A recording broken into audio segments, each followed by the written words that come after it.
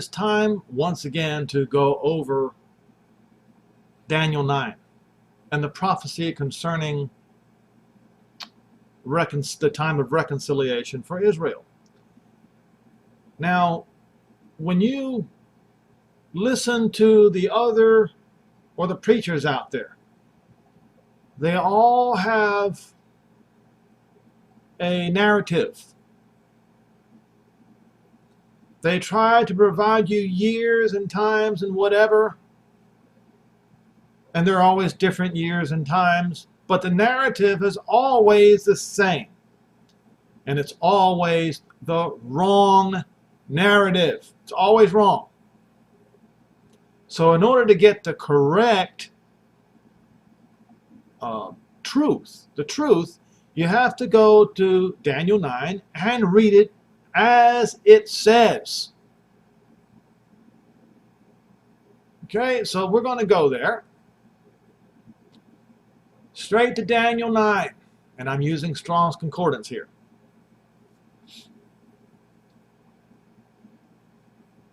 In the first year, verse 1, of Darius, the son of Ahasuerus, of the seed of the Medes, which was made king over the realm of the Chaldeans, in the first year of his reign, I, Daniel, understood by books in the number of years wherein the word of Jehovah came to Jeremiah the prophet, that he would accomplish 70 years in the desolation of Jerusalem. So let me stop right here, and I'm going to see if I can find this. I might have gotten rid of it. Terrible, terrible discrepancy.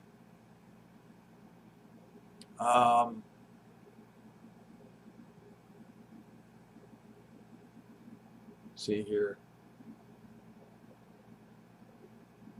It's not here. I must have deleted that one because I was so... this one right here, I believe it is. Yes. So we have a narrative by the Messianic Jews, you see.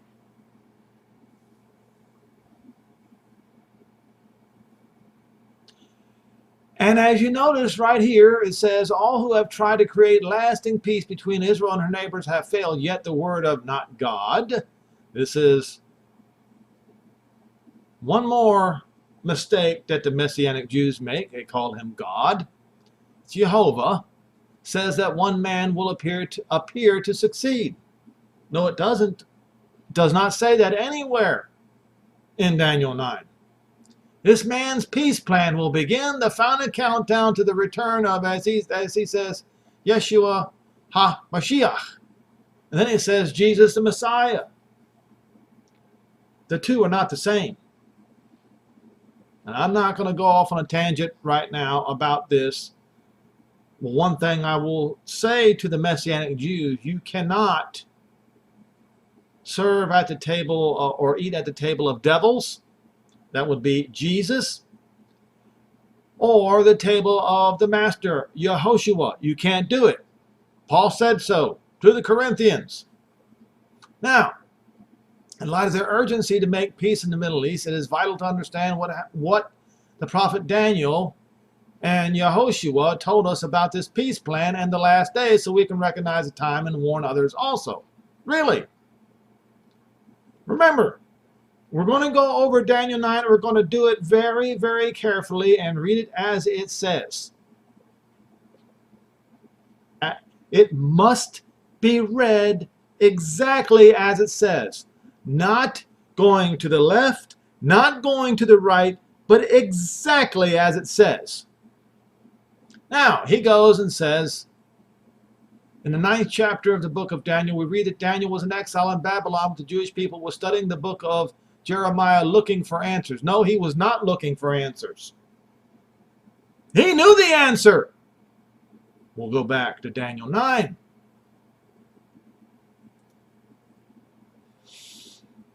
Verse 2, in the first year of his reign, I, Daniel, understood. He discerned. He was not looking. He already knew. He already done his research. By the books of the numbers of the years, he knew 70 years. It says right here.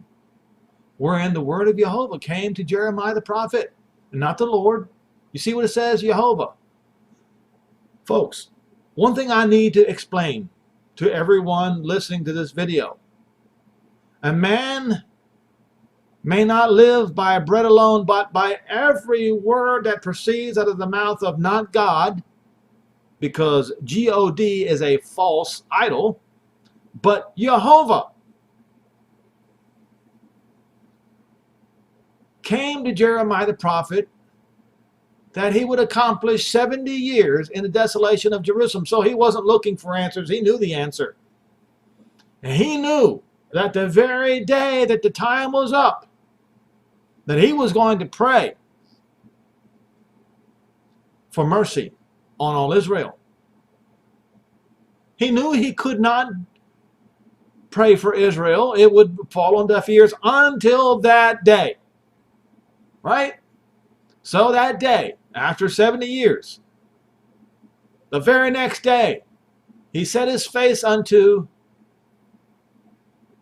Adonai Elohim to seek by prayer and supplications with fasting and sackcloth and ashes. And I prayed unto Jehovah Elohim and made my confession and said, I beseech you, Adonai, the great, frightful El, keeping the covenant, and mercy unto them that love him, and to them that keep his commandments. We have sinned and have committed iniquity. We have done wickedly. We have rebelled. We turned aside from your precepts and from your judgments. Neither have we hearkened unto the servants, your prophets, which spoke in your name to our kings and to our princes and to our fathers and to all the people of the land. Adonai, righteousness belongs to you, but unto us confusion of face, as it is this day. For the men of Judah, to the inhabitants of Jerusalem, and all Israel. So he does not say just the people of Israel that are of Judah and Jerusalem. No, no, no. Not Daniel. Daniel covered everyone. All 12 tribes of Israel. All Israel that are near and that are far away, scattered throughout the countries where you have driven them because of trespass, that they have trespassed against you. Adonai, to us belong confusion of face, to our kings, to our princes, to our fathers, because we have sinned against you. To Jehovah, our Elohim, belongs mercies and forgiveness, though we have rebelled against them. Neither have we obeyed the voice of Jehovah, Elohim, to walk in his Torah, which he set before us by his servants the prophets. Yes, all Israel have transgressed your Torah, even by departing, that they might not obey your voice, and therefore the curse is poured out upon us. What curse? The curse of Deuteronomy 28. Or is it 29? In the blessings and the curses, you'll see Deuteronomy 28, I believe it's the blessings, and Deuteronomy 29, I believe it's the curses. Yes. And the oath that was written in the Torah of Moses, Deuteronomy 28 and 29.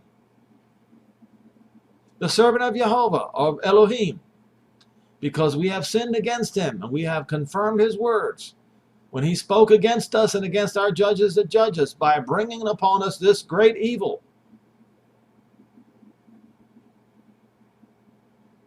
Adversity. For under the whole of heaven has not been done, has been done upon Jerusalem.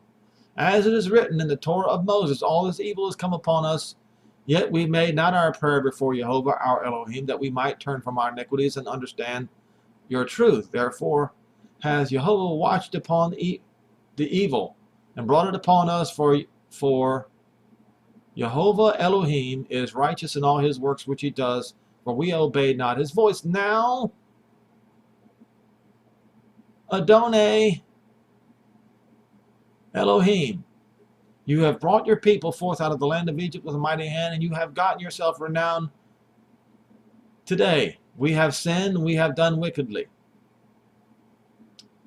Adonai, according to all your righteousness, I beseech you, let not your anger and your fury, or let your anger and fury be turned away from this your city, Jerusalem, your holy mountain, because of our sins, for the iniquities of our fathers. Jerusalem and your people are become a reproach to all that are about us. Now therefore, Elohim, hear the prayer of your servant and his supplications, and cause your face to shine upon your sanctuary. That's the holy place, the Temple Mount, that is desolate for Jehovah's sake, or for Adonai's sake. Elohim, incline your ear and hear. Open your eyes and behold our desolations and the city which is called by your name. For we do not present our supplication before you because of our righteousness, but only because of your great mercies. Adonai, hear. Adonai, forgive. Adonai, listen, and don't wait any longer. Why?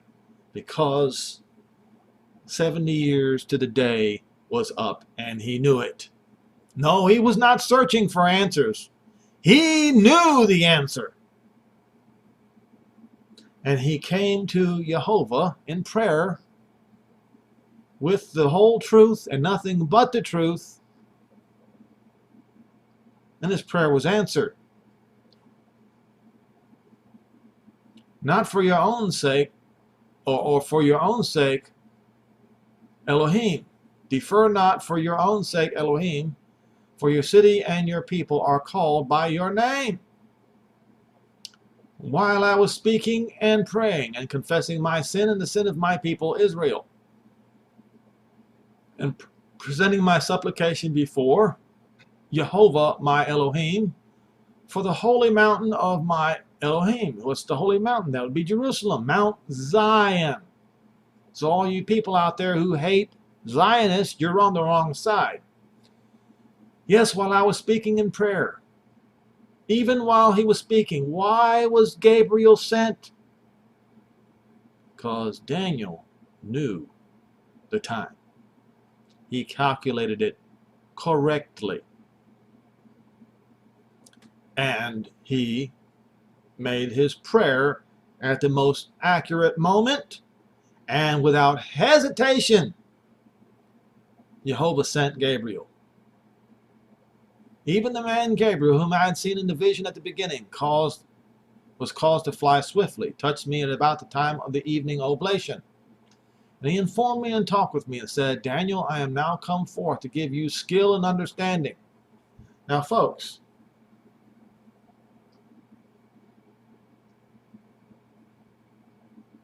Gabriel's words were very, very clear. So how do all these preachers, theologians, biblical scholars get it wrong? Over and over and over again. I know the answer, and I will tell it to you. Because they are pushing a false narrative. Wait a minute, hold on. Because they are all pushing the false narrative. Every one of them.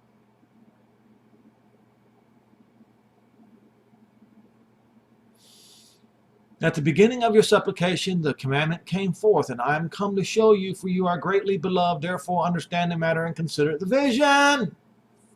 Now, let me show you what this guy says. So, as he read, he understood that Jeremiah foretold a 70-year period of Babylonian captivity before the restoration of Israel would pass. Jeremiah 29:10. That's accurate. Then he says, Daniel's heartfelt, moving response was to pray, confessing his sin and the sin of the entire nation of Israel. That is correct. As he prayed, the Melech, Gabriel, came to him, telling him of the additional time period, this time of Shevim, 77s or 490 years. This was the time that would elapse before sin would end and everlasting righteousness would be established. Now, you have to read exactly, express detail, how Gabriel said it to get it right. If you deviate in any way from what Gabriel said, you're going to get it wrong every single time. And every single preacher have got it wrong. And the reason why they've got it wrong is to push a false narrative.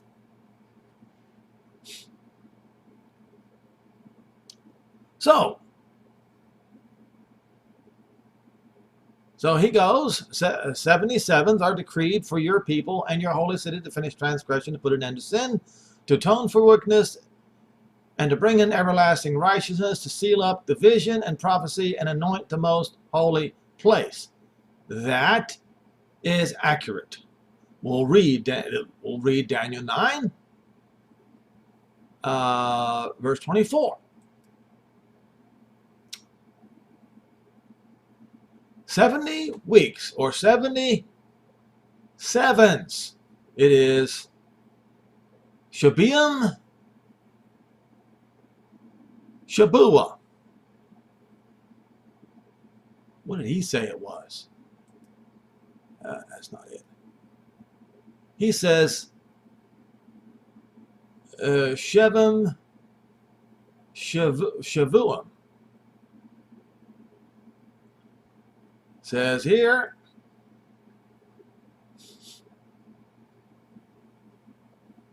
Shabiam Shabua are determined upon your people and unto the holy city to finish the transgression and make an end of sins and to make reconciliation for iniquity. Now the question is, iniquity for who? For the holy city and the people that Daniel was praying for. He was providing an answer. And to bring in everlasting righteousness and to seal up the vision and prophecy and to anoint the holy. So that would be exactly correct. The holy place. So let us then look and read what he says. We'll continue with what he's saying here. So here's what he goes. Shavium sevens is similar to the concept of decades, 10 years, but refers to a 7-year period. 70 times 7, therefore, represents a period of 490 years before the prophecy will be fulfilled. No, that's not right. You see, folks, you have to read it exactly the same way as Gabriel said it. There is indeed 77s, but you have to continue with what Gabriel said. Now, so he continues. Of these 490 years, 483 have been fulfilled with remarkable precision. They represent the time between the decree by Persian King Artaxerxes to rebuild Jerusalem, Nehemiah 2, verses 1 through 8, and the cutting off of Yehoshua HaMashiach. Really? That's not what it says. That is not what it says. So here he goes and he quotes Daniel 9 verse 25 through 26. Let's see how they screw this up. And from the time that the word goes out to restore and rebuild Jerusalem until the anointed one. That's not what it says. Let's read it. Side by side. Therefore, and understand that from the going forth of the commandment to restore and build Jerusalem unto Moshiach, the leader, the ruler, the prince. That's it. So, once again, do you see what they're doing here? They're already screwing it up.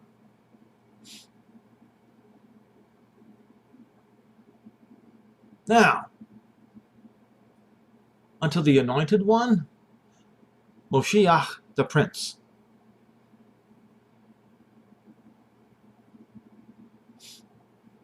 The ruler, okay, there will be 7 sevens and 62 sevens. Is that what it says? No, that's not what it says, folks. It will rebuild. Now, oh, it does say this, but what they're doing is they're overlooking this. See, if you're going to combine the 62 sevens and the 7 sevens to make it one space of time, you are doing it wrong. This is what they're going to do here. So he says, and after 62 sevens, the anointed one, Messiah, will be put to death and have nothing. So what they're doing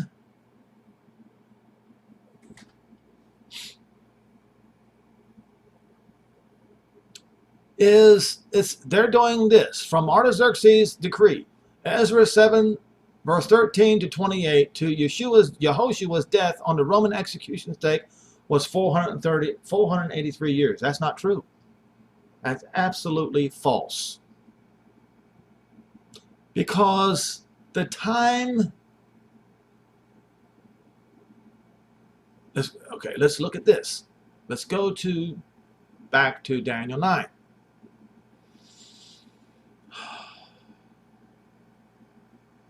From the going forth of the commandment to restore and build Jerusalem. That commandment came from, by the backing of Artaxerxes the king, it came from Nehemiah. So, 62 times 7 is what? 434 years. All right? Now, nobody knows for sure exactly the dates. Okay? But if we go to, I think we'll go to Nehemiah, Wikipedia.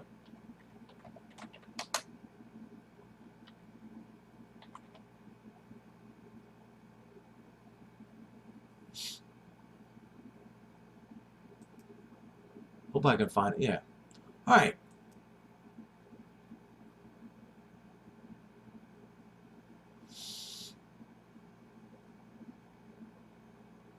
Here's what it says. In the 20th year of Artaxerxes, now they're saying 445 or 444, Nehemiah was the cupbearer to the king. But you can look at these, all of these commentaries, and they will say, well, they don't really know exactly the year in the Roman calendar. So if he says, what I'm saying is, if he says it was 434 years, 62 sevens, then he means it was 434 years, 62 sevens, from the call to rebuild Jerusalem by Nehemiah the prophet unto right here.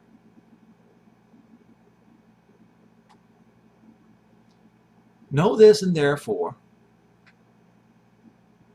that from the going forth of the commandment to restore and build Jerusalem unto Messiah the Prince. Does it say Messiah the suffering servant? Was that what it says?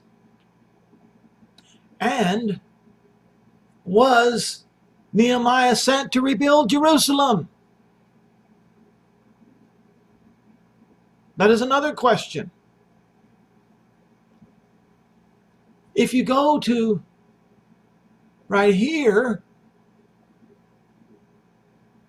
it says, and 62 weeks, with the 2 dots here, the street shall be built and the wall even in troublous times. What that means is,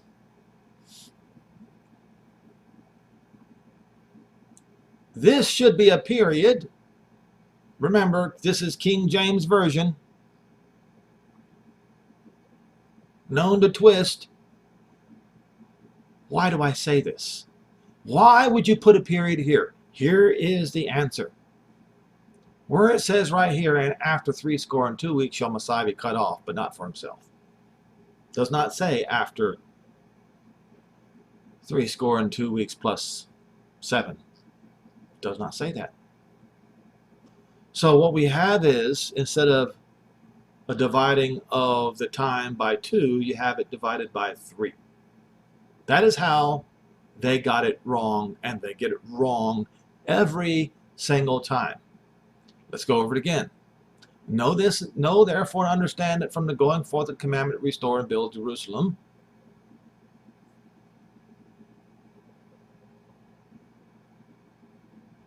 Nehemiah did not give the commandment to restore, rebuild and restore Jerusalem.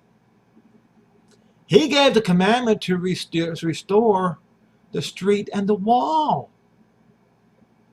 If you go and you look,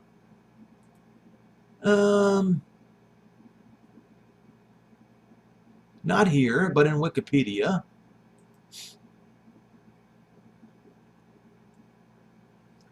or maybe we ought to just look at the book of Nehemiah. All right, let's do that. We see right here that Nehemiah and the king had a conversation. He was the cupbearer to the king.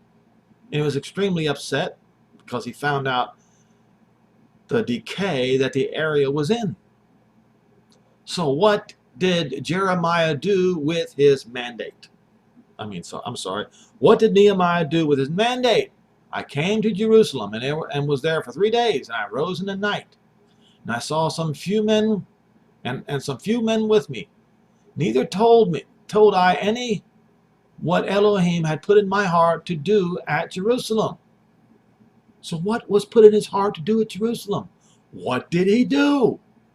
Neither was there any beast with me, except the beast that I rode on, and I went out by night, by the gate of the valley, before the dragon well, and to the dung port, and viewed the walls of Jerusalem, which were broken down. Was Jerusalem broken down? The walls were broken down. He was looking at the walls. And the gates thereof was consumed with fire. So the walls were made out of stone, and the gates were made out of wood. But the gate was burned up. The gate was burned up. Then I went to the gate of the fountain and to the king's pool, and there was no place for the beast that was under me to pass. So I went up in the night by the brook and viewed the wall, and turned around, and entered by the gate of the valley, and so returned. And the rulers knew not where I went or what I did. Neither had I as yet told it to the Jews, nor to the priests, nor to the nobles, nor to the rulers, nor to the rest that did the work, or nor the rest of the laborers, people who kept the place. Then I said unto him, you see the distress that we are in how Jerusalem lies waste, and the gates thereof are burned with fire.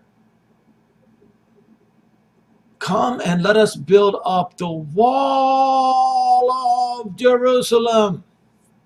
All right? Does it say, let us build Jerusalem? No, it does not. This was the call to rebuild the street and the wall, not to rebuild Jerusalem. Let's go back very carefully and read it again. Know ye therefore and understand, verse 25, from the going forth of the commandment to restore and build Jerusalem unto the suffering servant? Nope. Messiah the Prince. You see, the first coming was suffering servant. The second coming is Messiah the Prince. You get it? You get it now? Shall be 7 weeks. Period. 60 weeks the street shall be built again, and the wall in troublous times. That's Nehemiah. did Nehemiah rebuild Jerusalem? No. His mandate was to build the wall and the streets. And after 62 weeks shall Messiah be cut off. From what? From Nehemiah's call to rebuild the street and the wall. So what is this? And folks, I'm telling you, you cannot make it from 483 years like these guys are doing. You can't do it. They said from Artaxerxes' decree to Yehoshua's death on the Roman execution stake was 483 years. That's not true. It was from the time that Nehemiah made this statement right here.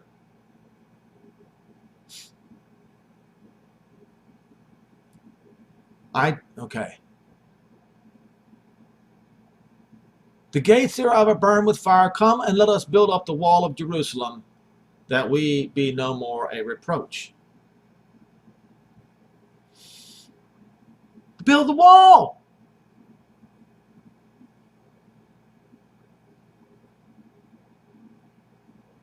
I told them that the hand of Jehovah was good upon me, also the king's words, which he had spoken unto me. And they said, let us rise up and build. So they strengthened their hands for this good work.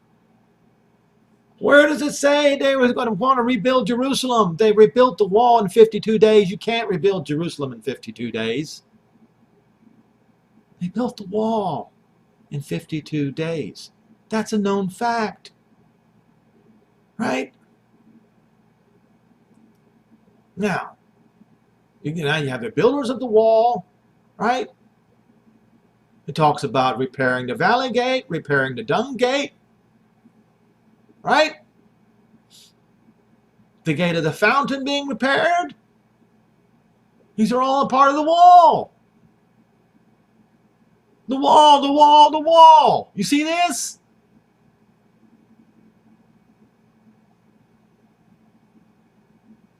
And over here the Tekoites repaired another piece, and over against the great tower that lies out, even unto the wall, the wall, the wall, the wall, the wall, the gates and the wall.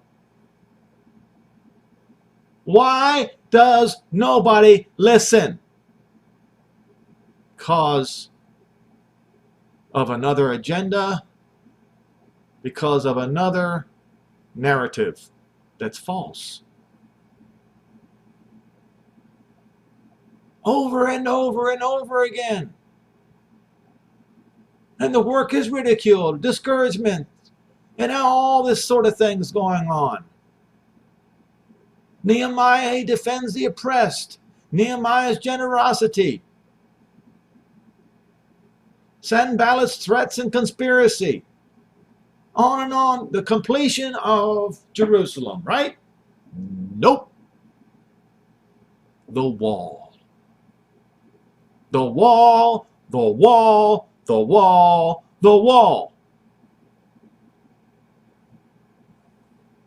So the wall was finished in the 25th day of the month of Elul in 52 days. You cannot see anywhere in this from Nehemiah 2 to Nehemiah 6 where it says the call was to rebuild Jerusalem. You can't. So you cannot add in the 7 sevens. Nope. In fact, when you read Daniel 9, it's exactly what it says. It says,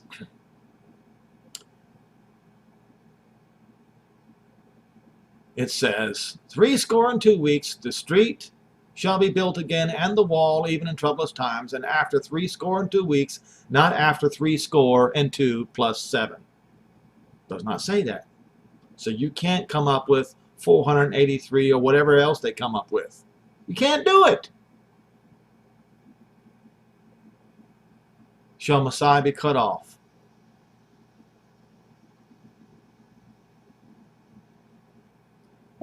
So what happened?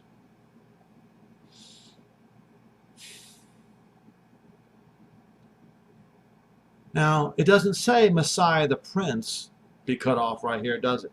No. You know why? Because he was not a ruler. You see the word? Let me show you something. Right here it says Messiah, the Prince, the leader, the ruler. Let me ask you something. Was he the leader and the ruler of Israel, of the Jews at the time? He said this to Pilate. But my kingdom is not of here. Look.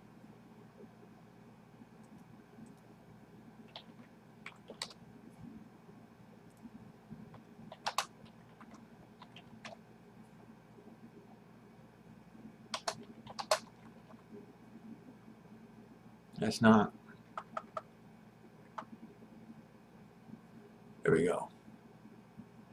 I believe this is it. John 18. Not Jesus, folks. Let's go to Strongs Concordance. Let's get this right. 18:36. And then verse 33. And Pilate entered into judgment hall and called not Jesus, Yehoshua.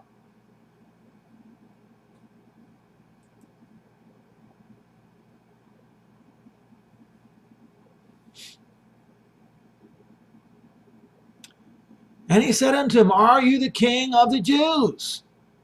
That would be, are you the prince of the Jews? Are you the Melech of the Jews? Yehoshua answered and said, This thing itself, or did others tell it of me? Where'd you get this idea from? Did you think of this on your own, or did others tell you? What? Wait a minute. Are you telling me he is answering negative? No, I am not.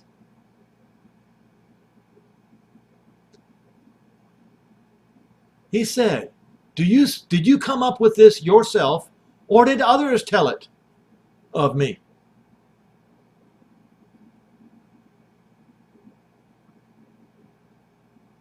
Really?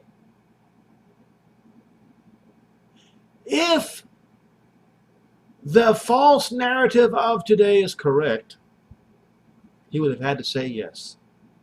But he wasn't. He was not. Pilate answered, Am I a Jew? Your own nation and chief priests have delivered you unto me. What have you done? Yehoshua answered like this.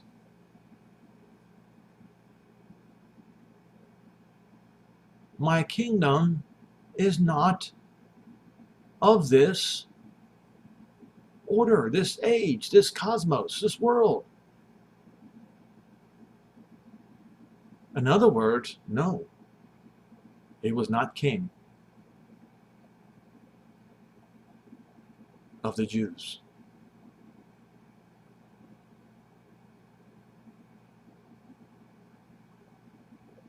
He says, and the negative is not.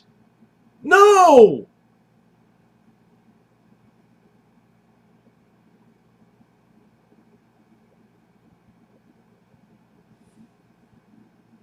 If my kingdom were of this order, this age, this world, then my servants would fight. So the answer is no.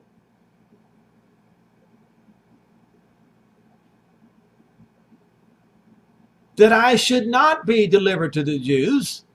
See, yeah, they would fight that I should not be delivered to the Jews. But now my kingdom is no. It's not here. The answer is no. He said his kingdom is not here. No! Pilate, therefore, Pilate wanted to corner him. Said unto him, Are you a king at all then? Yehoshua answered, You said, I'm a king. To this end was I born, and for this cause came I into this world, that I should bear witness unto the truth. Every one that is of the truth hears my voice. And Pilate said unto him, What is truth?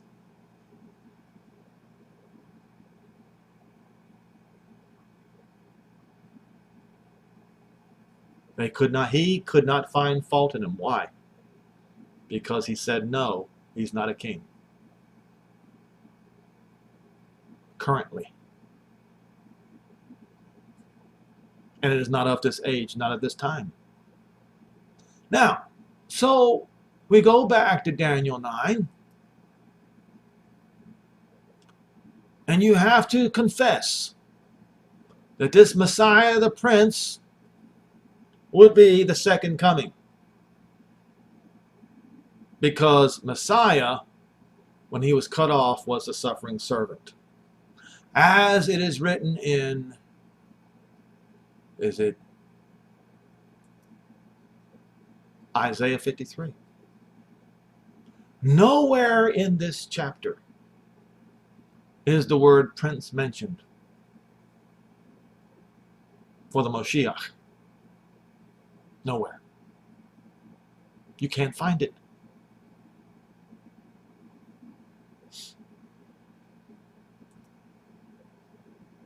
So that means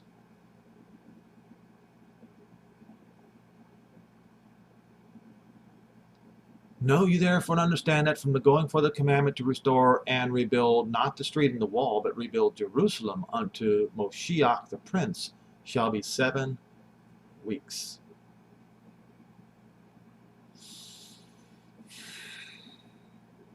If you want to know the truth, folks, here it is. 445 BCE. Artaxerxes was listening to, and it was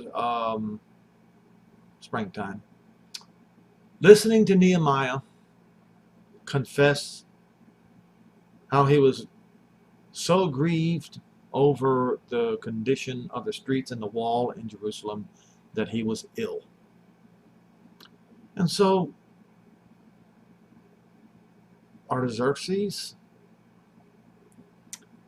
says, okay, go and build. So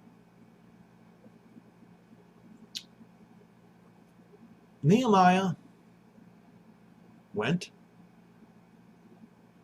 sent letters to the provinces that are on the other side of the Euphrates River, warning them to step back. He made an announcement to the Jews to build the street and the wall. They did it in 52 days. Nehemiah returns to Persia at 434 BCE and announces to the king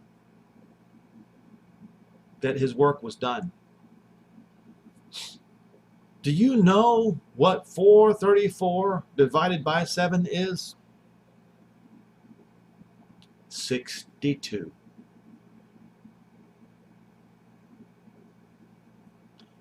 So then, was it this announcement that Nehemiah made to these people in Nehemiah 2? Was that it?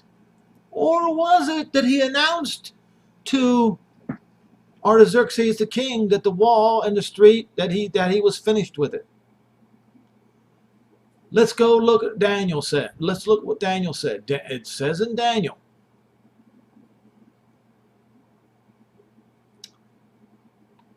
and 62 weeks the street shall be built again.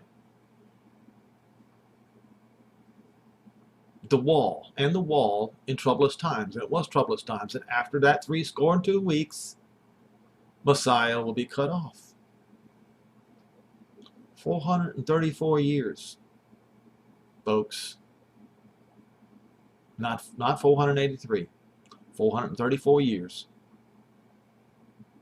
I don't care what these people say. It was 434 years, 62 sevens. So what is this missing 7? What's that all about? Well, it's at the time of the end.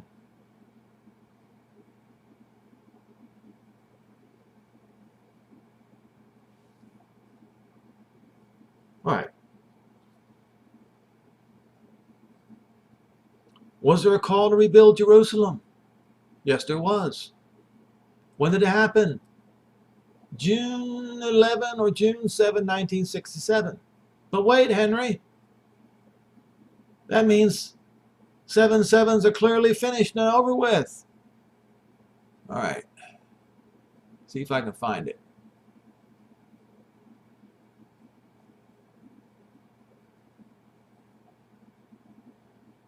Probably have to Google it. I've added too many things to my list here. Here it is. Yeah, right here. Right after the 6-Day War. There was a decree made. This was on, let's see here, let me scroll back up here. June 7, 1967, all right? A call was made. This was General Shlomo Goren, Lishana Hazat, Be Yerushalayim Habuna, Be Yerushalayim Ha-Atika. Translation, this year, in a rebuilt Jerusalem, like the Jerusalem of old. This was the call to rebuild Jerusalem.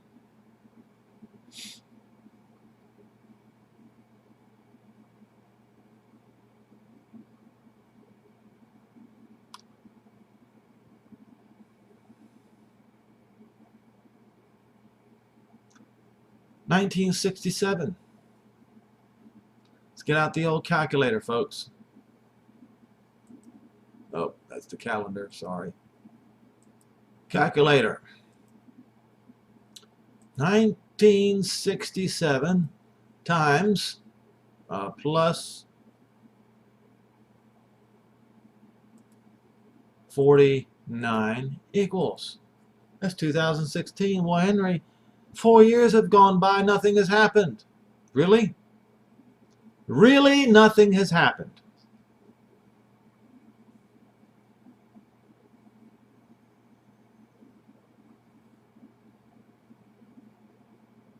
When they shall say peace.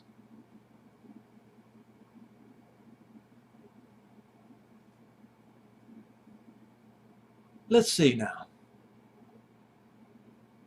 Hear me out. What happened in 2016? When was Donald Trump elected? All right.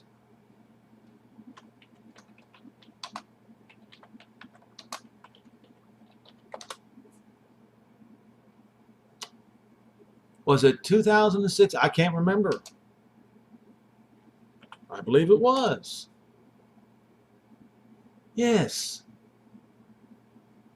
The presidential campaign was formally launched on June 16, 2016. And he was elected in November 2016. All right.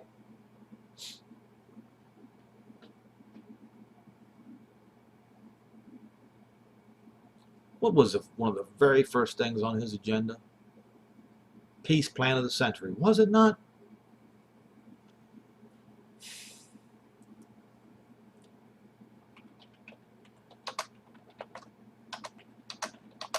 You see, every president, for some reason, wants to receive the Nobel Peace Prize. Well, President Barack Obama, he received the Nobel Peace Prize just by existing. So he didn't need to try to come up with a peace plan for the people of Israel and the Arabs.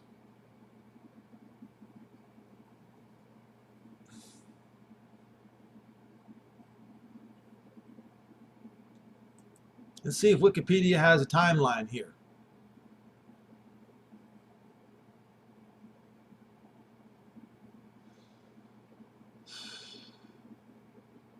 what I'm saying is, it gives timelines here. But he had to wait until what? Until the words of David could be fulfilled. What words of David? All right, let's go to Psalm 69:22.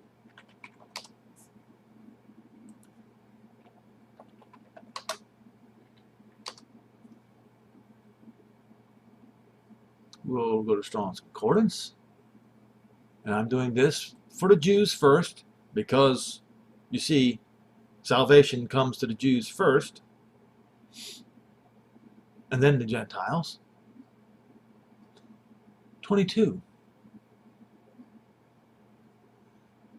Let their table become a snare before them, a gin, in their face. In their face. And let shalom, which is peace and safety, become the bait, the lure, the snare, the trip line. The trip line. So as soon as the 7 sevens, let me see. Let me rephrase. Yes. As soon as the 77s were over, here comes a man who's going to make a peace deal of the century between the Arabs and Israel.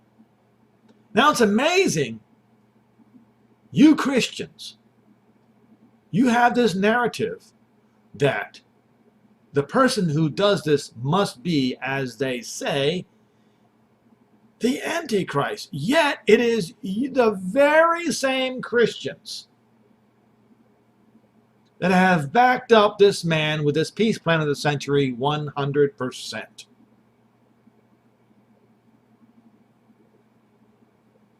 That makes you, in your own narrative, followers of the, as you say, Antichrist. Especially now, if you read the news today, folks, Kosovo, the first Muslim majority nation, is going to put their embassy in Jerusalem. Israel and Kosovo are going to sign a peace deal. Israel and Serbia are going to sign a peace agreement. Israel and United Arab Emirates are going to sign a peace agreement. Bahrain and Saudi Arabia are now allowing overflights of Israeli planes to the United Arab Emirates and from the United Arab Emirates to Israel.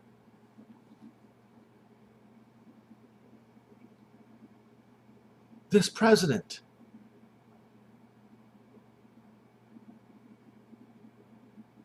would fit the description of the Antichrist. You know it's funny because you guys, you Christians, you actually believe that Israel's Messiah, Israel's Mashiach, is your Antichrist. How ironic it is that the acts of the one who you call the Antichrist is the one who you support.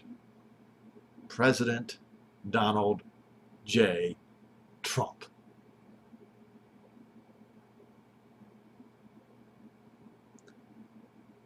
But you'll never see it because your narrative must prevail. And therefore, you are delusional, folks. Now that we've covered the 62 sevens and the 7 sevens, we have the other 7 to deal with. in Daniel. Where did it go? I accidentally, what did I do with it? No, that wouldn't be, no. Wouldn't here. I guess I'll just have to start over. All right, Daniel 9. Strongs Concordance.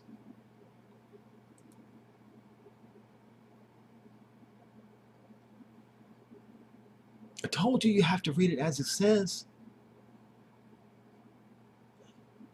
Don't read it as King James Version just because they put a comma in front of it. That doesn't mean a period doesn't belong there.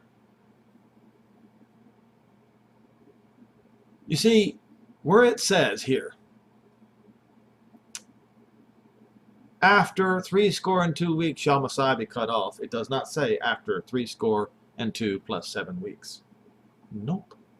So you cannot do that. You cannot take your 434 plus 49 years. You can't do it. And get your 483 like these people do. See, these people do the same thing. Why is this 483 years? They're trying to, no significant biblical event, no significant biblical, because the 483 years doesn't go together, never did.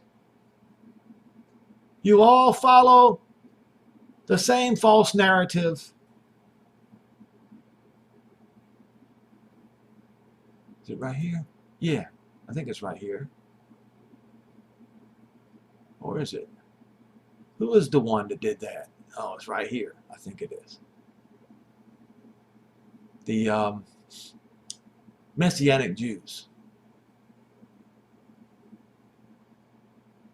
Somewhere they had 483 years here too. I can't find it now. Now, so really, it's got to be right in front of my face. So they go, let me show you what they do.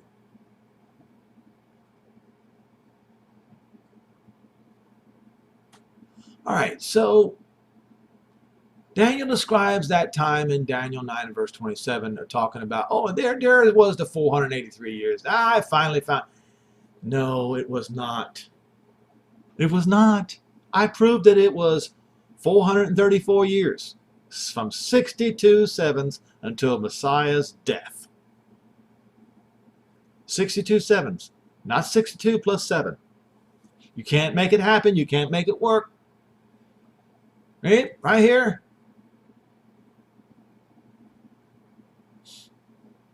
After 62 weeks plus 7?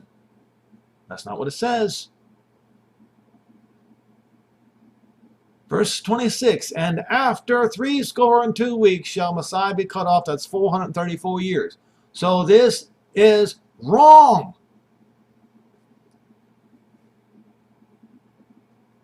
False. And they all believe the lie. Many believe this year leaves a 7-year span that has yet to be completed and will be fulfilled in the last days of the tribulation period. Why? Because they read the words of Cyril the Catholic. I'll get to that in just a minute. He, the ruler at that time, will confirm a covenant, a peace treaty. Let's go back to Daniel and let's see what it says. And after 62 weeks shall Messiah be cut off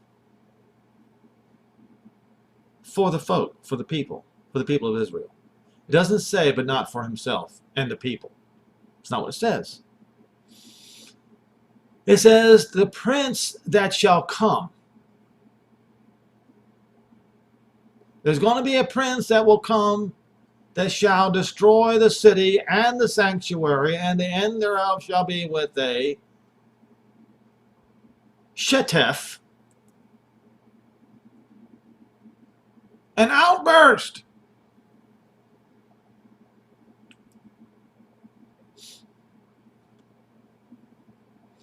Unto the end. War desolations are determined.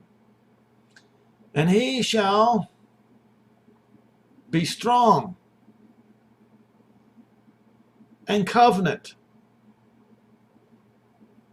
with many 1 week. Do you see where it says peace agreement right there? I've got $100 for anybody who can find where it says peace agreement right here in Hebrew. A berith, that's a covenant. It does not say peace. It doesn't say peace here. It doesn't say peace there. It doesn't say peace there.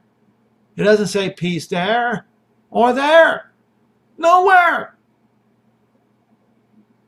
I told you you had to read it like it says.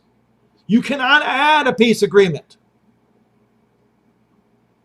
The Jews know clearly this event.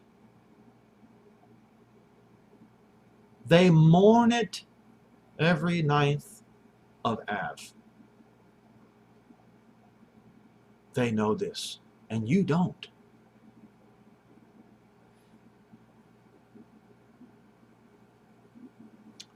This was when Titus, the son of Vespasian, the emperor, Caesar, whatever you want to call him, and of course the son would be a prince, would he not? Of course.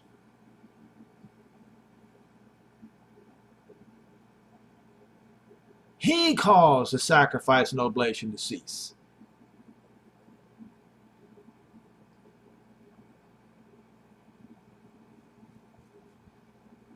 And around the war, the siege started at early 67. Yeah, early 67. The oblation and sacrifice were caused to cease about the middle of 70. And the overspreading of abominations made it. And once the city of Jerusalem was destroyed, that was in the fall and the autumn of 70. But they continued to destroy and to take prisoner and to whack people's heads off all the way to 74. 7 years. And Titus placed the abomination of desolation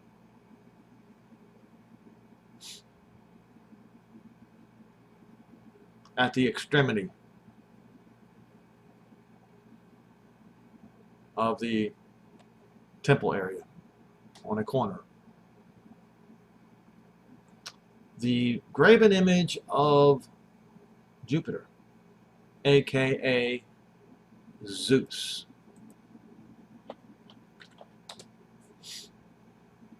He placed the image of the long hair,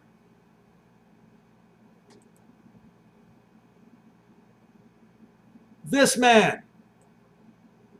Do you recognize him? He placed that on the wing of the temple area. You know who that man is?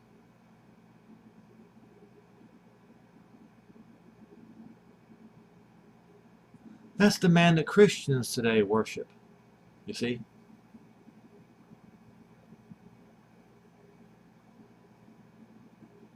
I want you to look at him. That man right there is the adversary of Jehovah, is the adversary of the Jews. He is Satan, the devil.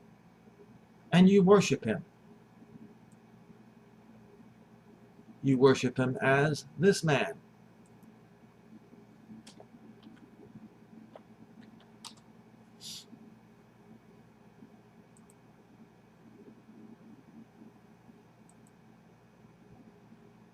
Yes, man. and this man.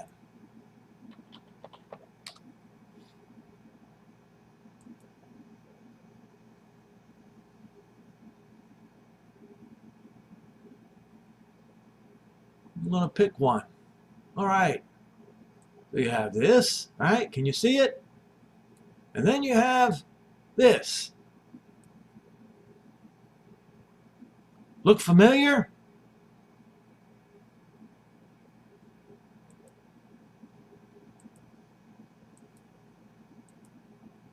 I'm going to do it this often, so to drill it into your head, what you have done, Christians.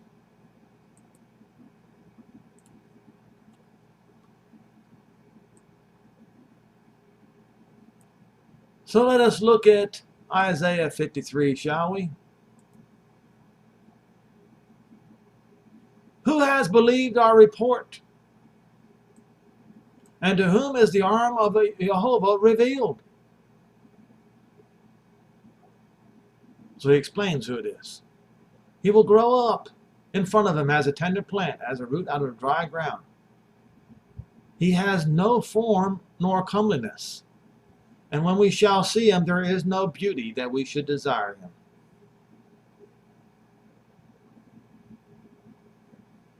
Well, well, well. A plain, ugly Jew. I hate to break it to you, folks, but this guy is not plain and he's not ugly. He's not uncomely. This guy is comely. He is a pretty boy. That's not the Messiah.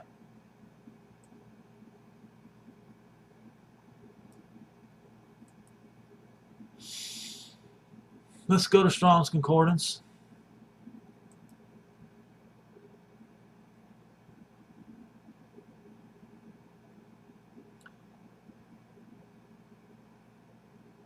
He does not have a beautiful figure nor splendor.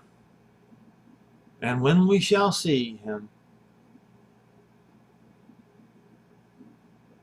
sight or beauty or sight, appearance to take pleasure in.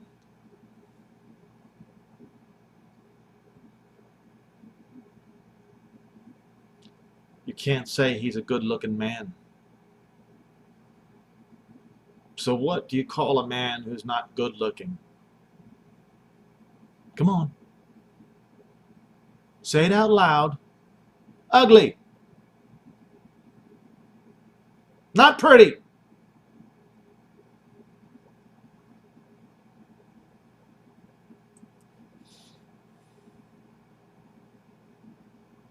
No impressive appearance.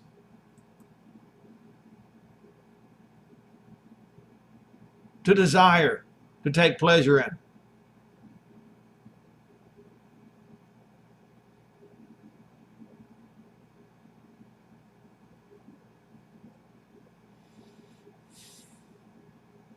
He's despised, rejected of men. A man of sorrows, acquainted with grief.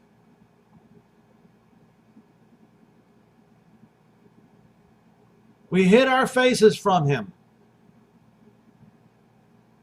He was despised, and we esteemed him not. That very same man has borne our griefs and carried our sorrows. Yet we accounted him as stricken, smitten of Jehovah. And to this day, the Jews do. Yes, we do. See, the Jews are my people.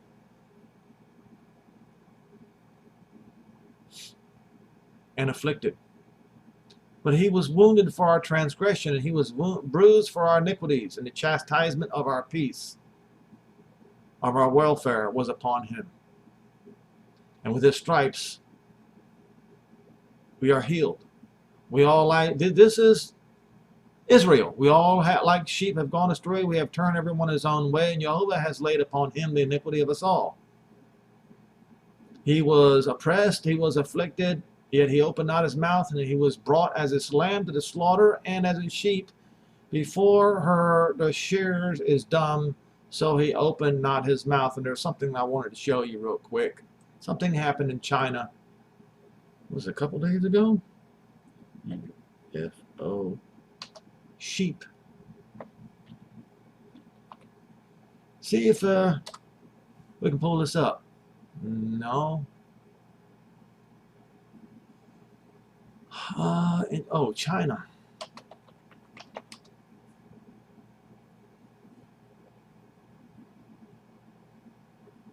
This was on July the 17th.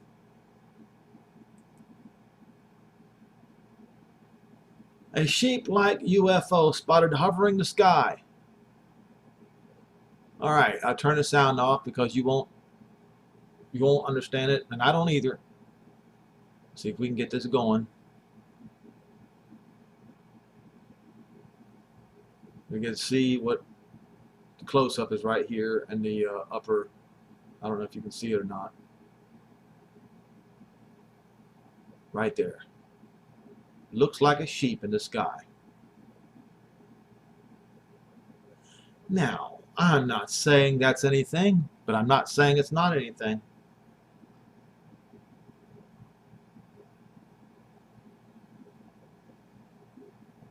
All right. So, as you can see, I'll scroll this back a little bit. Well, it just, all right. So it says, a sheep-like UFO spotted hovering in the sky. China, a UFO in the shape of a sheep has been spotted hovering in the sky above a distant hill in Shangchao. All right?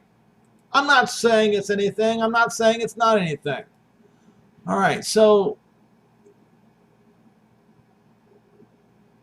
he was oppressed, he was afflicted, yet opened not his mouth. He is brought as a lamb to the slaughter and as a sheep before her shearers is dumb, so that he opens not his mouth. And he was taken from prison and from judgment. Who shall declare, or who will muse or complain or speak of that period? For he was cut off out of the land of the living, for the transgression of the people, the folk, was he stricken. All right? For this reason, he's going to deal him a portion, an abundance, and deal a prey, a plunder, a booty of the mighty and strong nations.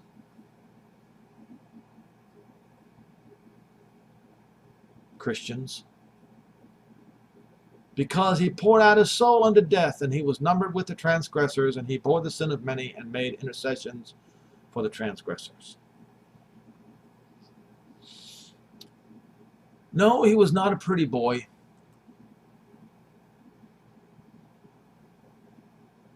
And you Christians, whether you are of this kind of Christian who deliberately screwed up Daniel 9 for your own false narrative. What false narrative was that? And even the Messianic Jews did the same thing. Or I should say the teachers of the Messianic Jews. They're the same religion as the Catholics, unfortunately. So where did this lie come from? Well, if you would have bothered to read or to listen to one of my videos concerning Cyril of Jerusalem 1515 Catichetical lecture, right? Let's do this. No. I hit the wrong thing.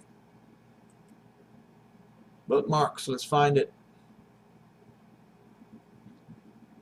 If I can't find it, I'll just have to Google it. What is this?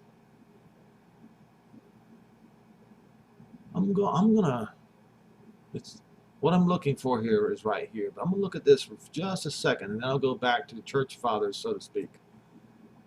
Because I kept this for a reason. I think that was the one that I kept. Okay, never mind.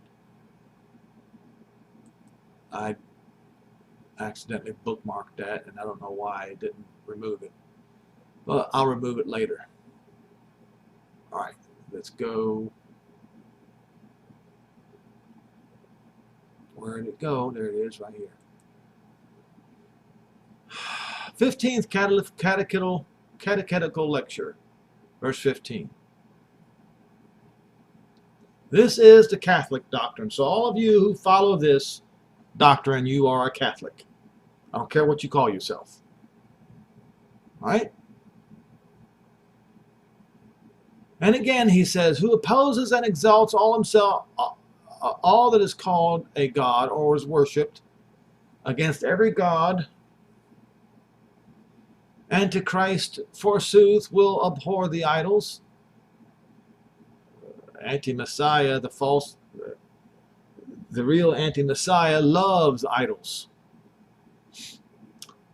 So that he seats himself in the temple of Jehovah. That would be, he ordered a graven image to be put, of himself to be put on in every synagogue around his realm. That was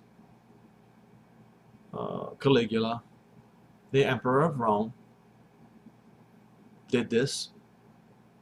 And of course, the final act was done by Titus, who put that very idol at the corner of the temple after it had burned down.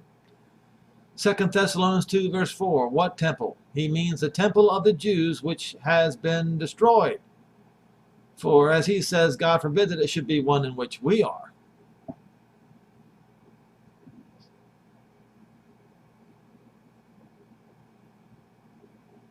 He doesn't realize that particular incident already occurred. Why we say this, that we may not be supposed to favor ourselves, for he comes to the Jews as Messiah. So in other words, what he is saying is that the one who comes to the Jews as Messiah is the Antichrist. This is what he's saying. But I say, Daniel says, the prophets say, the Gospels say that Yehoshua is going to come to the Jews as the Messiah. And desires to be worshipped. And he says, their Antichrist desire to be worshipped by the Jews. And he will make great account of the temple, that he may more completely beguile them, making it suppose that he is a man of the race of David. You see? Who shall build up the temple which is erected by Solomon. And Antichrist shall come at a time when there shall not be one stone left on top of the other in the temple of the Jews. No, actually, Anti-Messiah, the king of Rome, ordered that the temple be, that Jerusalem be destroyed. And the covenant that was made with many was when Titus covenanted with his generals that the temple may not be destroyed. That was it. There was no peace treaty with Israel.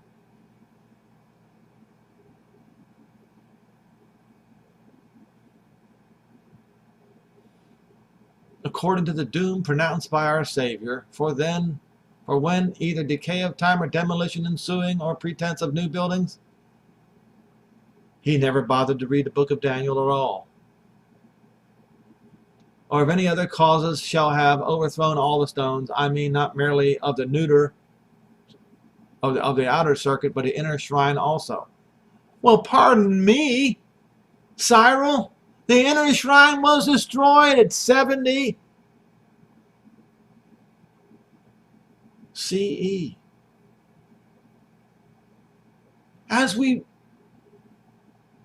The sanctuary was destroyed. If you bother to read history, where the cherubim were, then shall he come with all signs and lying wonders and exalt themselves, not against, it says above. It says in the scripture, above all the idols. Now I've got to go to 2 Thessalonians. Is it 2 Thessalonians? Sorry. Where is he? 2 Thessalonians 2, verse 4.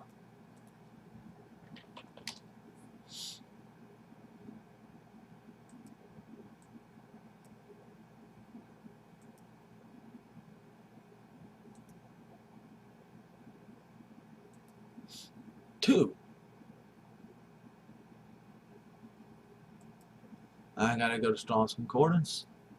We just read that his name is not Lord Jesus Christ. His name is Master Yehoshua Moshiach. And by our gathering together ourselves unto him, that you be not soon shaken in mind or in trouble, neither by spirit nor by word nor by letter from us, as if the day of Messiah is right now. So if somebody comes to you with a letter saying the day of Messiah is now, don't listen to him. Don't be troubled. Don't be shaken. It's not. This is what Paul was saying. Let no man deceive you, because if those people in those days would have actually believed that, they would be deceived. Yet there are many who claim that Paul did actually say that, and that's not true. For that day shall not come except there come a defection, a revolt. What was that revolt? The Jewish revolt caused by?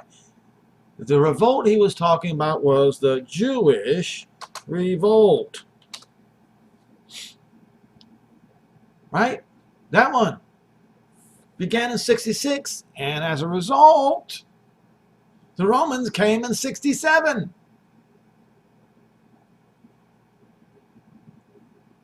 That was the revolt. All right? Become a revolt. You see that word? Revolt, revolt, revolt. It was the Jewish revolt. And that man of sin be revealed, the son. He was a son of the emperor, and he came to do what? Destroy Jerusalem. Destroy, ruin, loss. Who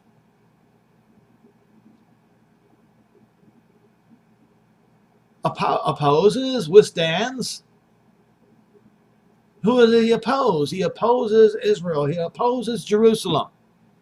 And he exalts himself upon all that is called a god. Who does this? Jupiter, Zeus. Well, that is worship. So that he, as a god, sits in the temple of Jehovah. Caligula.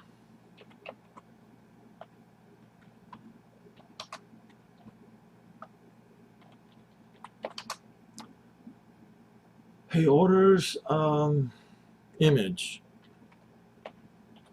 of Jupiter in every synagogue. All right?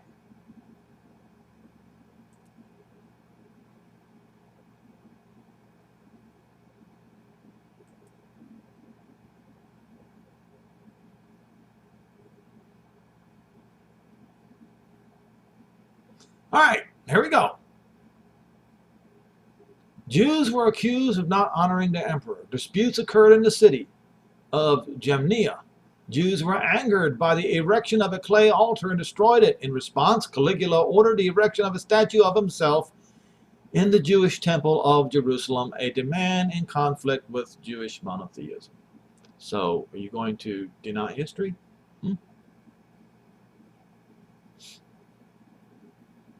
Let's look further.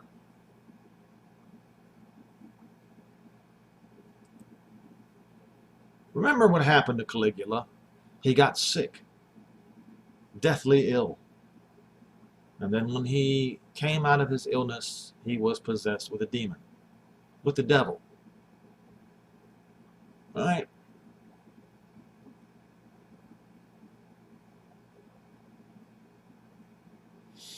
Now, this is a long deal here, and I think we have, okay.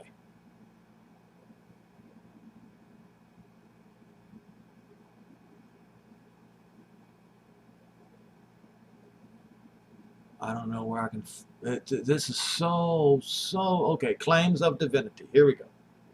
This is the man who does this.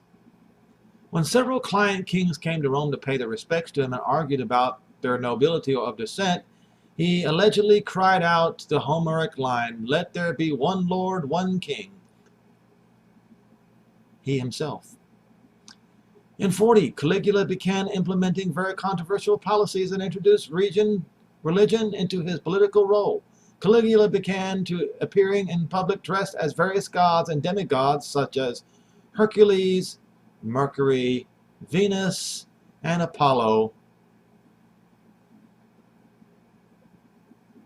aka Apollyon. Reportedly, he began to reference himself as a god when meeting with politicians, and he was referred to as Jupiter on several occasions in public documents. Jupiter, above all the gods. It was him. It was Caligula who caused the riots in Jerusalem.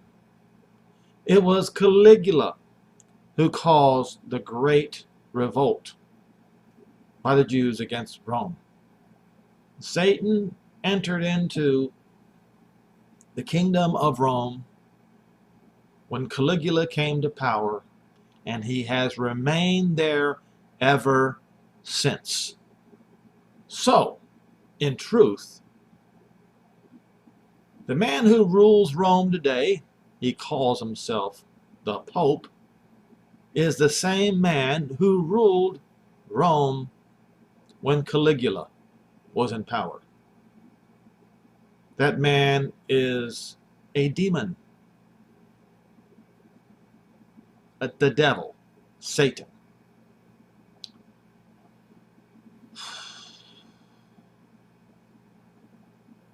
Let's see here.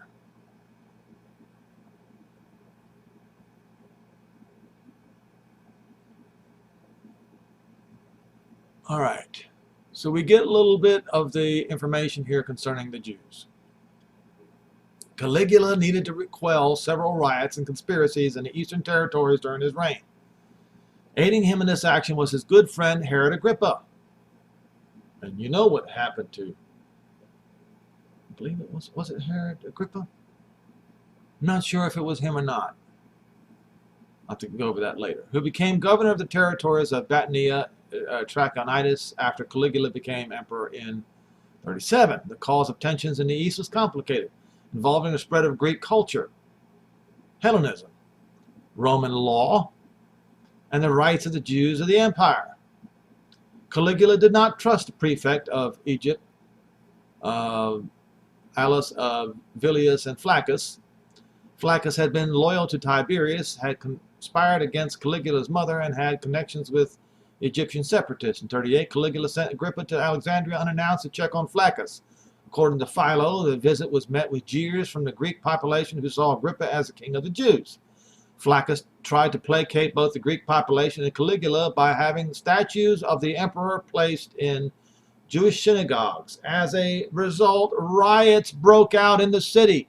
Caligula responded by removing Flaccus from his position and executing him. In 39, Agrippa accused Herod Antipas, it was Antipas, no, that was not Antipas, the Tetrarch of Galilee and Perea, of planning a rebellion against Roman rule with the help of Parthia. Parthia would be Persia. Herod Antipas confessed and Caligula exiled him. Agrippa was rewarded with his territories. Riots again erupted in Alexandria in 40 between Jews and Greeks. Jews were accused of not honoring the emperor. Disputes occurred in the city of Jamnia. Jews were angered by the erection of a clay altar and destroyed it. In response, Caligula ordered the erection of a statue of himself in the Jewish temple of Jerusalem. And there you have it, folks. That's what Paul was talking about. And this fool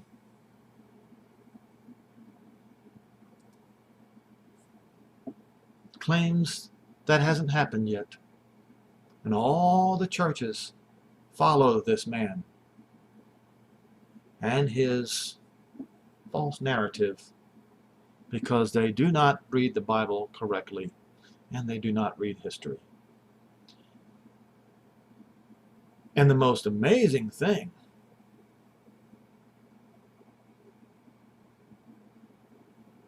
there was a man elected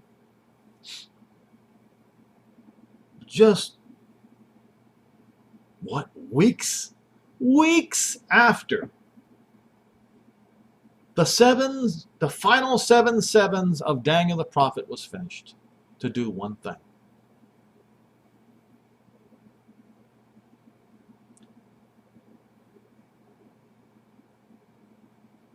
A peace plan of the century. And you have all these nations falling in line, making peace with Israel, right? Claim they're going to make peace with Israel. Do you know what the hour of temptation is? Do you know why it's called the hour of temptation? I've pondered that myself. The hour of temptation is an hour of tribulation. Let's look at it for a minute.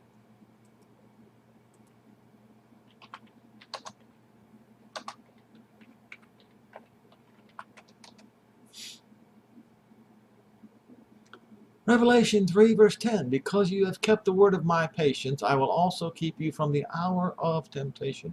What is that? Oh. Wow. All right, let's try this. Revelation 3.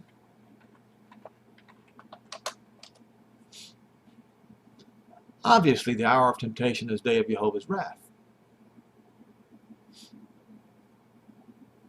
Let's see here. Hour of temptation. Hour, a period of time of temptation. A trial, probation, testing, being tried. Now, we read in 1 Thessalonians, we're going to keep this right here. We read it in 1 Thessalonians 5 verse 3.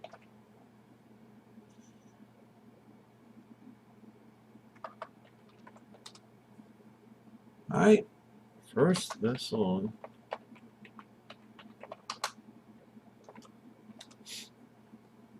Oh, come on. I guess I have to just do it like this. I can't spell it. 1 Thessalonians 5.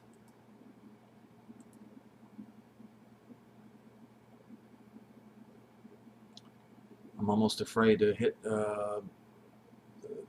Strongs until after I get it up there, because sometimes this thing goes haywire. All right, verse 3, or we'll start at verse 1. But the times and the seasons, brethren, you need not that I write unto you, for you yourselves know perfectly that the day of Jehovah's wrath, this is the real time of the end, so comes as a thief in the night. For when they shall say peace and safety, then sudden destruction comes upon them, as travail upon a woman with child nation. Why? And why is this called the hour of temptation? Testing. I think I know. I think I know the reason. Why would he show up when they claim that they want to make peace with Israel? I think I know the answer, maybe. It's just a theory, folks. Maybe he's going to make them put their money where their mouth is. You see, if they claim they're going to make peace with Israel, and then the Messiah shows up, says, this is my land, my people, I am their king, will they still make peace with Israel? The answer is no, they won't. The answer is they're going to come and fight against them. The answer is they're going to be tested to see whether they really want peace with Israel or not. And they'll be proven that they want war, not peace. That is the reason why I believe